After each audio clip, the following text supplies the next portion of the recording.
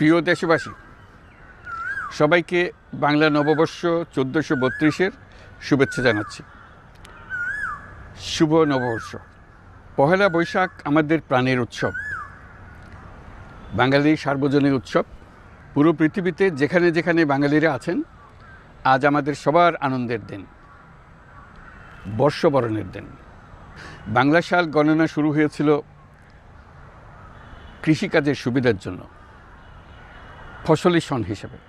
এখনও এদেশের কৃষকরা বাংলা তারিখের হিসেবেই বীজ বোনেন, ফসল তোলেন। বাংলা নববর্ষের এক অবিচ্ছেদ্য অংশ হালখাতা। এখনকার আধুনিক সময়েও এখনও এই হালখাতার ঐতিহ্যকে ধরে রেখেছেন বাংলাদেশের হাটে বাজারে, শহরে বন্দরে। নববর্ষের বৈশাখী মেলায় বাংলাদেশের জেলায় জেলায় উদ্যোক্তারা সারা দেশে ঐতিহ্যবাহী